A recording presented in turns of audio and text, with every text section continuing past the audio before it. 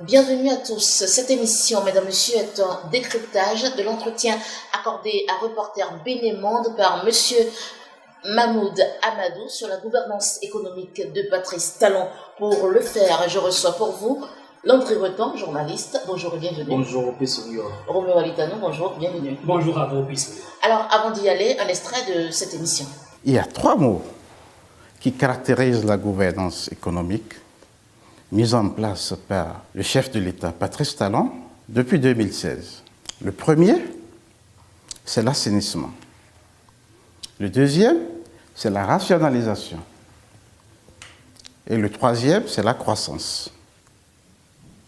L'évolution positive de la croissance économique du Bénin sous le leadership du chef de l'État, Patrice Talon, est un fait unanimement reconnu de toutes les institutions financières internationales, notamment la Banque mondiale et le Fonds monétaire international.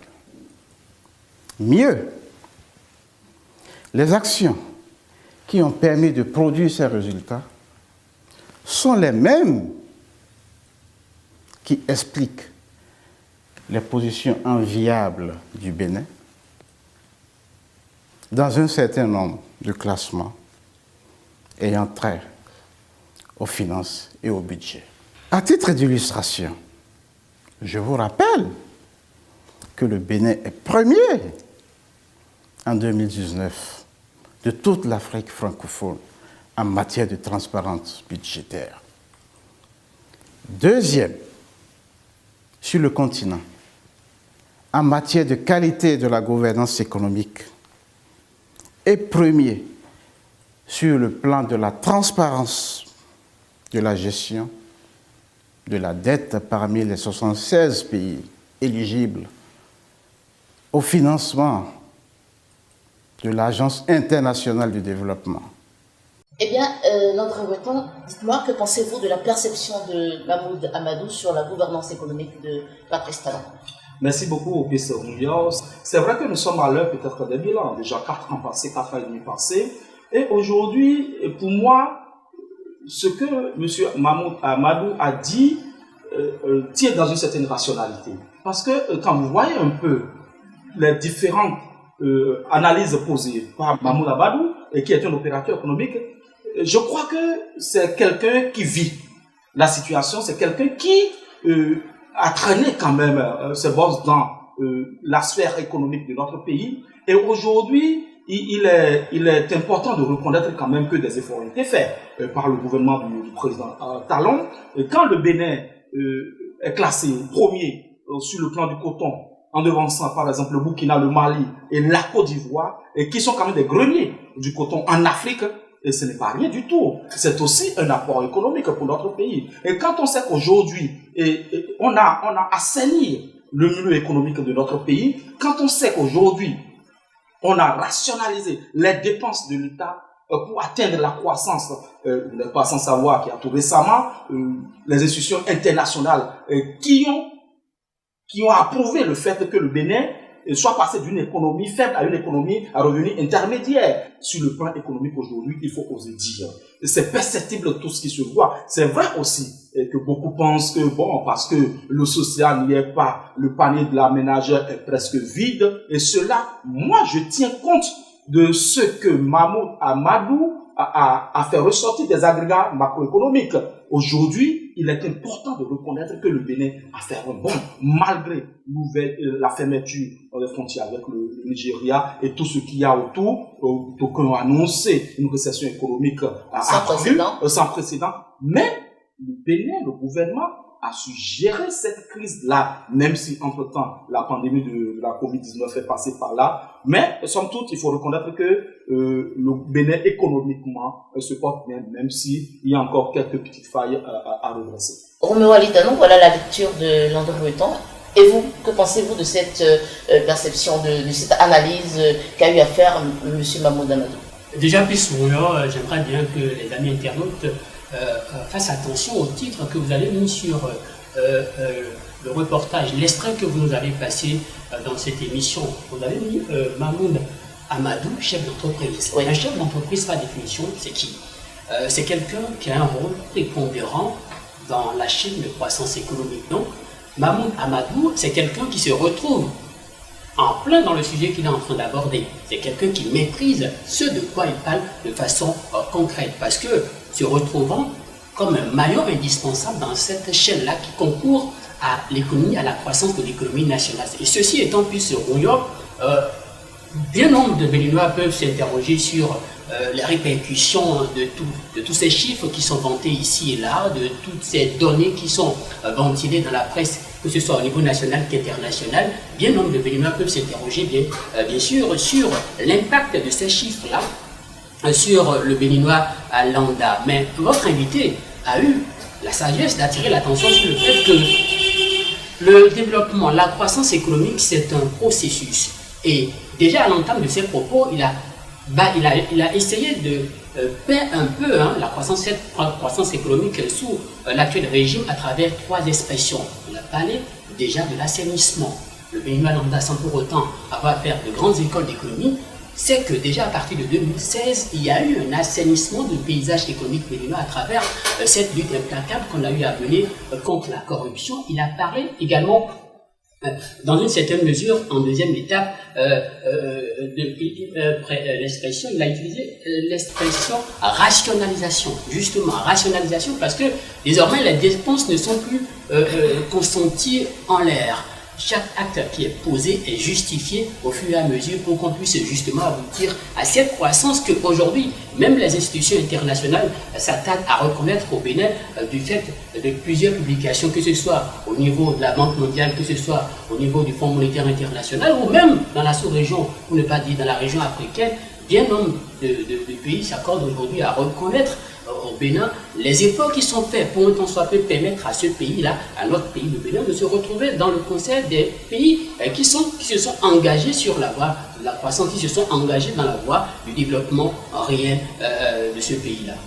Mahmoud Amadou a également abordé la question de l'endettement. Mesdames, Messieurs, retour sur cet extrait de l'émission. Au XXIe siècle, la dette est un facteur de développement, à condition qu'elle soit soutenable, transparente et productive.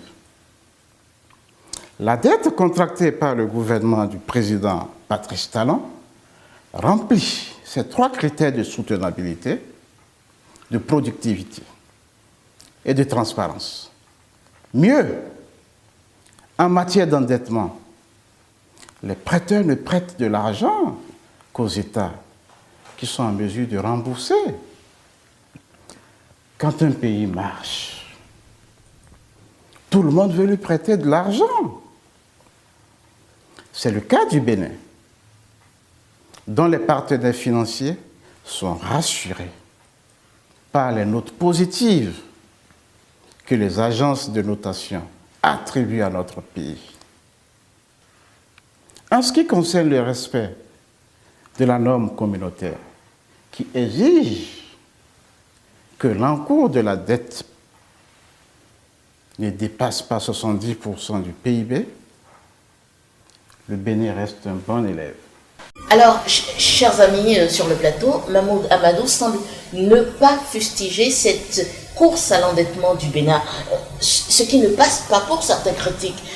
Romuald Itanou, comment comprendre cette position de chef d'entreprise? Un chef d'entreprise, c'est quelqu'un qui maîtrise bien le système pour le développement déjà de son entreprise. Et si on essaie de transplanter ce processus-là au niveau étatique, c'est pratiquement la même procédure à une échelle beaucoup plus grande. Parce qu'un chef d'entreprise, c'est que quand vous avez votre business plan et que vous voulez financer, vous êtes obligé de vous porter vers une institution financière, notamment les banques. Parce que la plupart de nos pays africains, et particulièrement le Bénin, on ne dispose pas de ressources naturelles en tant que tel. On n'est pas un pays à forte potentialité en ressources naturelles. Donc il faut forcément des bailleurs pour autant soit peu financer les idées qui sont mises sur papier pour pouvoir permettre à ce pays-là de pouvoir se développer. Donc l'endettement, ça ça passe normalement comme une procédure pour amener le pays vers le développement. Parce que l'essentiel, déjà, il a martelé, il faut déjà que les ressources qui ont été contractées à travers ces emprunts obligataires émis par le gouvernement, ces ressources-là soient utilisées à bon escient. Il a parlé de il a également énuméré à ce niveau les critères pour que ces ressources soient utilisées à bon escient et permettre au pays d'emboîter le chemin du développement. Et dans ce processus, il y a des thèmes très clairs qui ont été employés par M. Amadou. Et l'endettement, on ne peut aujourd'hui parler de développement sans pour autant contracter des dettes, parce que les dettes nous permettent, un temps soit peu, de financer un certain nombre de projets dans le pays. Beaucoup de projets sont en cours de financement, on ne va pas revenir sur ces différents projets, et notamment, je veux parler pour les entreprises, parce qu'on ne le veut pas, la construction de cette centrale électrique qui ont permis un tant soit peu de booster un peu l'économie béninoise, ont été contractées sur des dettes. L'essentiel aujourd'hui, c'est que ces dettes qui ont été, ces emprunts qui ont été émis par le gouvernement et ces dettes qui ont été contractées, l'essentiel aujourd'hui, c'est qu'on nous rassure sur le principe que ces dettes-là ne vont pas à un moment donné du processus de développement du pays se retrouver asphyxier le peuple béninois. Parce qu'aujourd'hui, nous avons des gens qui ont des ambitions, des idées claires, qui savent là où ils mettent les pas. L'État étant une continuité puissante, dans le meilleur des cas où l'actuel régime revenait en 2021, à partir de 2026, nous aurons droit, avec l'alternance, à un nouveau régime. L'État, c'est vrai, c'est une continuité, mais chaque chef d'État, compte tenu déjà du passé que nous avons eu, a sa vision et à son programme de société. Le successeur de Patrice Talon, ou bien en tout cas le successeur de celui-là qui représentera aujourd'hui la mouvance en 2026, peut ne pas avoir les mêmes idées que l'actuel régime. Dans ce cas, qu'est-ce qui est fait pour un temps soit peu rassurer le peuple béninois? Parce que quand vous mettez à Paris des chiffres, oui, ceux qui ont fait des écoles pour les chiffres arrivent à bien cerner. Mais le Béninois lambda aimerait bien savoir, et c'est légitime, est-ce que ces dettes-là ne vont pas à long terme et asphyxier quand un nouveau régime prendra les rênes et va essayer de faire les choses différemment? Est-ce que pour l'heure, des dispositions sont prises pour en temps soit peu permettre aux uns aux autres de savoir, même si l'actuel régime, malgré les points qu'ils ont engrangés, avec les actions qui ont été entreprises, est-ce que le Béninois est à l'abri de ces problèmes-là qui vont avec le temps revenir pour un temps soit peu? C'est la grosse question. C'est la grosse question. Alors, Landry Autant, est-ce que vous aussi, vous êtes d'accord avec cette position de Mahmoud Amadou, qui semble n'avoir aucun problème avec ce surendettement, on va dire, de l'État béninois? Je ne sais pas pour qui cela pose problème. Peut-être pour ceux qui se mettent dans une étoffe politique et qui veulent toujours trouver des poursuites à calmer. Pour moi, il ne devrait pas avoir de problème. Je voudrais surfer sur le développement de mon confrère Roméo Aletano pour dire, je veux faire beaucoup plus concret, beaucoup plus simple, je serai très basique sur cette notion d'endettement. C'est vrai qu'il y a la soutenabilité de la dette dans le pays. Aujourd'hui, quand vous prenez notre pays, nous sommes dans une certaine croissance économique approuvée par la plupart des institutions internationales, que ce soit la Banque mondiale, que ce soit le Fonds monétaire international et d'autres structures œuvrant dans le secteur. Et ça, déjà, c'est un point capital pour que nous allions vers ces institutions prendre ce qu'il nous faut pour le développement. Au-delà de ça, sommes-nous en crise aujourd'hui dans notre pays? Parce que au-delà de ce principe de croissance économique, il y a les conflits aussi qui empêchent les institutions de vous accorder des dettes. Parce que quand le climat ne permet pas la prospérité économique, personne n'a envie d'injecter son argent. Et maintenant, comme je l'ai dit, pour faire beaucoup plus basique, vous n'allez pas aller demander un prêt dans une banque alors que vous n'avez rien vu pour payer cette dette. Aucune institution, que ce soit une microfinance même à la base, ne peut faire un prêt à quelqu'un qui n'a aucune activité et qui, dans une vision prospective, n'a pas de débouché pour régler. Et ces dettes, on ne passe de l'argent qu'à quelqu'un qui est à même de pouvoir régler et sa dette. Aujourd'hui, le Bénin, sur la plateforme aujourd'hui, à cette côte-là où nous ne sommes pas en période de conflit au Bénin, nous sommes en train de croître économiquement parce que les données sont là, ce n'est pas du bluff aujourd'hui, j'ai pris l'aspect du coton. Il y a beaucoup d'autres choses. Quand vous collez le secteur anaca, le secteur bois et beaucoup d'autres filières aujourd'hui et qui prennent de la dimension dans notre pays, nous sommes à même de pouvoir. Aujourd'hui, on a vu beaucoup d'assainissement, beaucoup de travaux de réalisation dans le pays et je crois qu'on ne devrait pas s'empêcher. C'est vrai qu'il y a une norme qu'il ne faudra pas peut-être dépasser en matière d'endettement. Et si M. Mahmoud Amadou le dit, c'est un sachant, selon moi, parce qu'il est un opérateur pro-économique, il est au cœur du système, il sait de quoi il parle. Merci Landré Breton, merci Roméo Alitano. Je rappelle que vous êtes journaliste. Merci mesdames, messieurs de nous avoir suivis.